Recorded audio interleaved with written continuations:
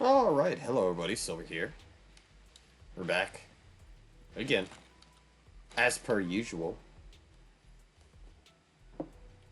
I am having to wait a little bit later to do every video. Uh, I'm trying to dial it back again, because yesterday I wouldn't have, like, enough fucking battery to do much. So I didn't want to just be like, oh, I'm gonna do it really early and then not really do anything in game. And then, uh, you know, just come back tomorrow with full energy or battery power. Because then I wouldn't have much that I really did today in terms of like content. Even though the videos have been a little bit shorter recently, just because I'm kind of waiting. I haven't had too much to talk about, and we're kind of waiting on 3.1 to come out. Uh,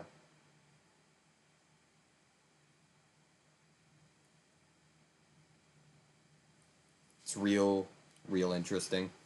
We did have Remiel's trailer come out, which, do forgive me for, like, interpreting based on what was said in that, but it seems like, based on Remiel and Sunbringer's conversation, that Sunbringer might not have cleared or destroyed the Hive Lord Hollow at all. That Sunbringer might have. There's apparently a secret within the Celestial Nexus, which is Roscalifer, basically. That Sunbringer holds. Remiel knows it, and she wants to ask the real Sunbringer, which is the trio Sunbringer, when all three of them are combined.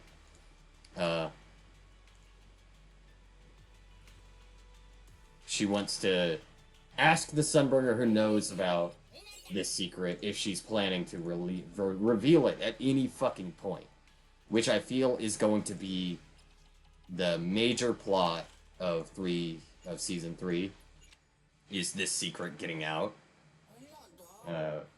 Possibly Tops at some point is going to, like, get involved and try to manipulate this. My running theory is that the Hive Lord Hollow was basically, like, not neutralized, but reduced drastically in size through Sunbringer's help with the power of the Creator. Because it's weird that Sunbringer has the same eyes as the Creator, by the way. Oh my god, it's so laggy. It's very weird that Sunbringer has the same eyes as the Creator and everything. So that's something I should preface. Is that is something I believe, is that Sunbringer has some ties to the Creator, because that's who was in the Hive Lord Hollow. Oh yeah, Shiyu defense. It just reset. And it gave me the first one. Which is nice, actually. That's nice to have. Supplies refresh in 7 days.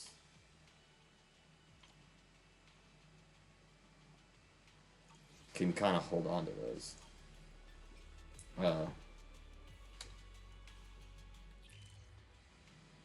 And I feel the Hive Lord Hollow was reduced in size, and the Celestial Nexus was built to kind of, like, contain it. And that might be what keeps, like, the Celestial Nexus up in the air as well, is the power from that hollow. Because we know they are using the power of the hollow below to, like, power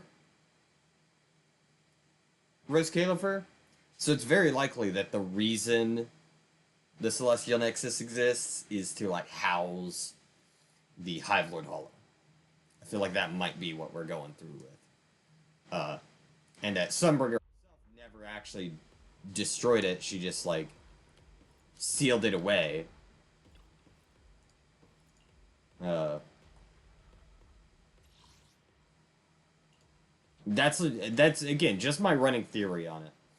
I'm not gonna quote. I'm not gonna be like one of the lore YouTubers for Zenless who are like, oh yeah, no, this is definitely how it's gonna be. I'm calling this. I'm just saying that's what I think is going on currently. Because I don't know for a fact. Uh, Definitely not gonna be kind of like schizophrenic and make a whole ass fanfic about it. That's targeted at one specific person that nobody's gonna know because I'm not naming. I'm not like trying to start shit with people, but that's something that's like definitely not a. I'm not that type of person.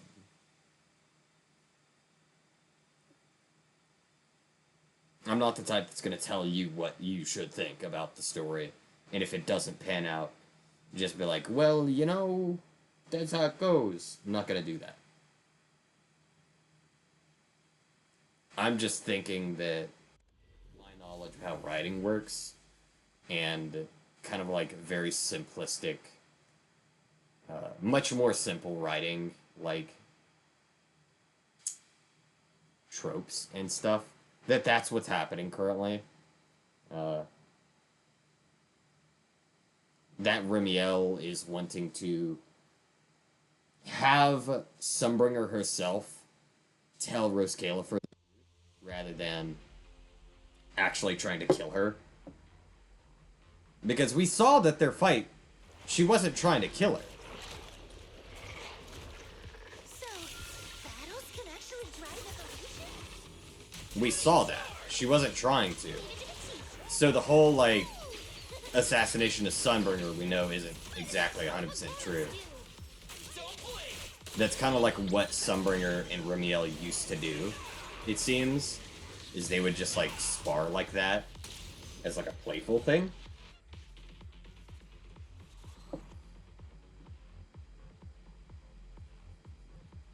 Because even Sunbringer, when she was about to accidentally hit Remiel with one of her attacks, she, like, calls out to her, like, watch out, and grabs the, and tries to grab the sword before it actually hits Remiel. So we know they're close, to a degree. They're very close. So I think that was much more of like a playful thing. And she's not actually trying to kill her. Which I never thought she was going to be trying to assassinate her regardless. She's just playing the fucking villain. You know? She's playing up this idea that she's a villain because she wants everybody to find out that, oh hey, Sunbringer's been lying to you, yada yada. Very standard writing tropes, basically.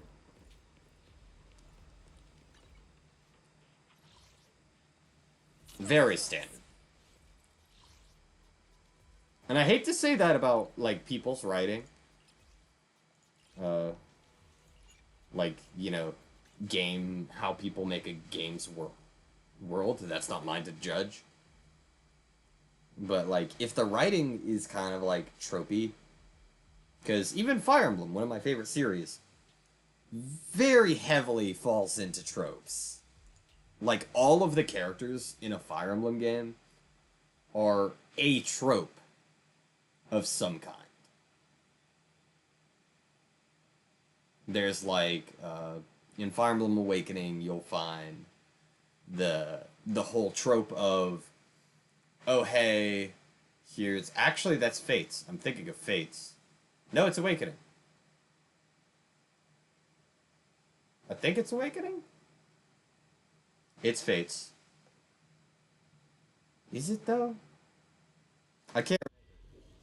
I think it's Awakening, where there's a character who's a cleric. They start out as a cleric. It's a guy, but he looks extremely like rough and tumble. But he's like a super big softy, genuinely. Like he doesn't fight, type of shit. Leave it to me. Yeah, because this was when the war months came out. It's Awakening. Back to sleep. Brady, I believe, is his name. For the highlight reel. But it's not bad to have tropes in media, but because like it's hard to not fall into some type of trope. If you go way too far out of like out of the way, or try to be so unique that nobody else has ever written the same thing, there might be a reason that thing hasn't been written, you know? There could likely, very likely, be a reason nobody wrote in that style, or nobody wrote about that type of, you know, relationship, or something along those lines. It's because it's something that people don't necessarily like. It might hit a certain niche, but it's not going to be something that's, like, super well received 100% of the time.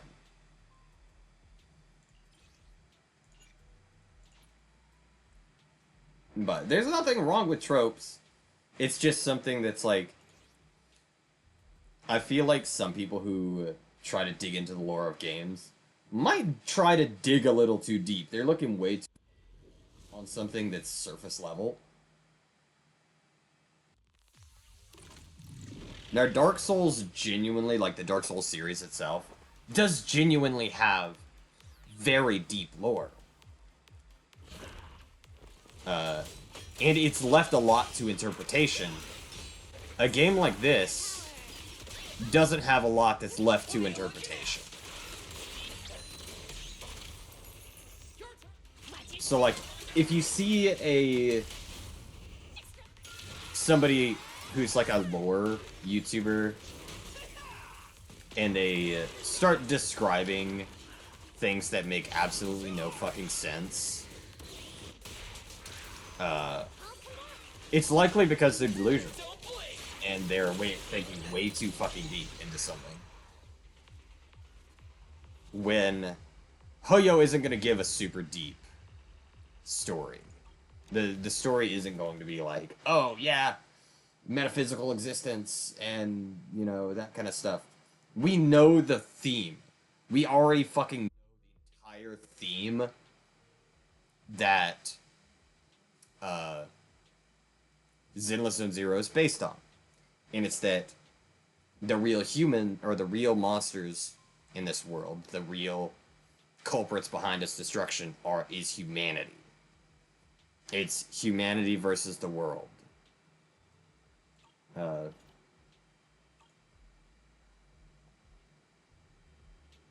Which is a very, very highly done trope of writing. You'll see it in a lot of things, like, I believe even Nier Automata has some amount of that, where humanity is what led to, like, the overreach of human, Good day, Poppy. like, the overreach of humanity in the scientific field, basically. The search of knowledge, there we go.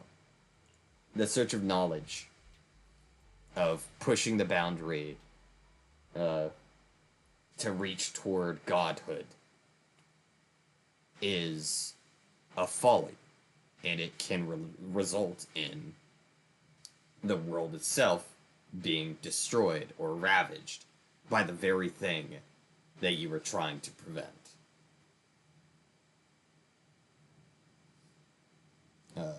It's that type of story. Because that's what it feels like a lot. It feels a lot like that's what the entire, if you boil it down, that that's what Zenless Zone Zero is about. Because we learn so often that, you know, everything happened from like humanity and humanity's greed, uh, investigating hollows that we shouldn't be going into, that kind of stuff. Like, it's very clear. There's nothing hidden about it.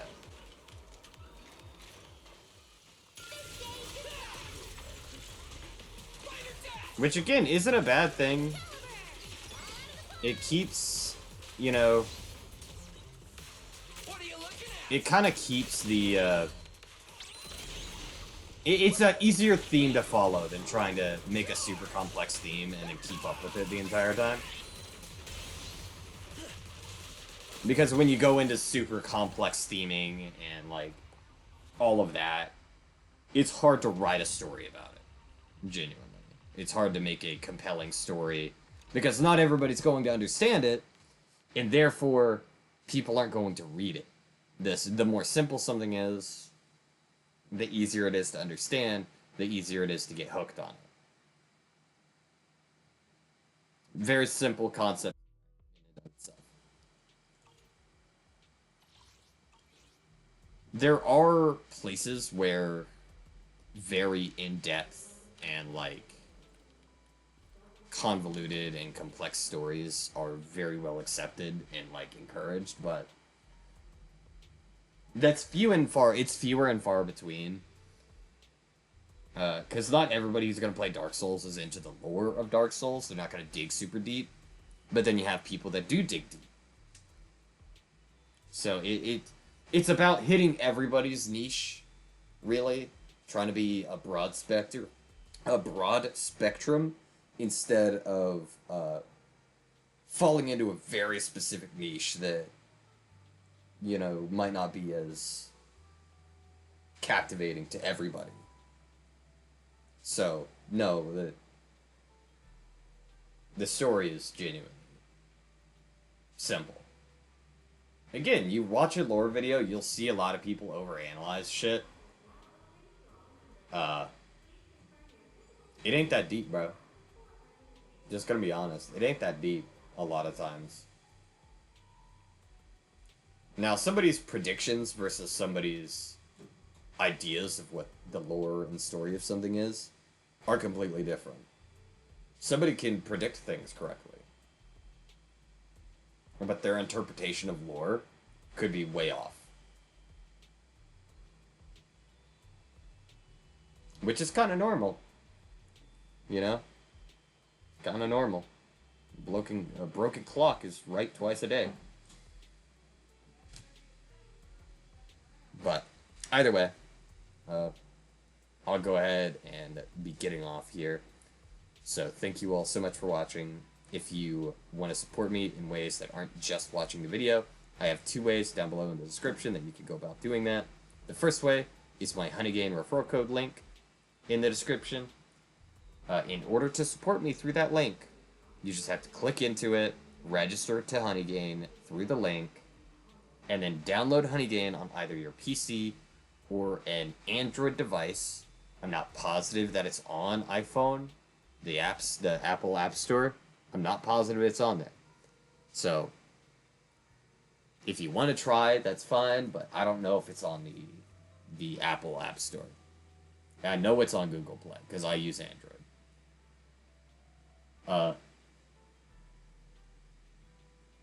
I'm not sponsored, by the way. I do have to preface that. I'm not sponsored by Honeygain. That's just, I use it and have used it for years. And in order to, like, get anything out of it, you do have to use the device that you download Honeygain on. But you don't have to do anything else. You just use the device like you would normally would. And it gains you money. And through that, it also gains me money. That's how it helps me. But the other way down below is my Ko-fi link. It's just a donations page. There's no exclusive content on it. At least as of now. There is no exclusive content on my coffee page that you can watch if you subscribe. I'm not into that a lot of times. So, if you want to give money, if you want to support me, that would be one of the ways to do it. But, if you've watched 20 minutes in, you sat through this entire video, you got here, I just wanted you to know, genuinely, thank you so much for considering me worth your time. That takes a lot, because I'm not big. I'm not a very big YouTuber at all, by any stretch of the imagination. But it feels nice to have somebody listen. You know what I mean? And I'm sure it feels nice to hear that I genuinely want you here.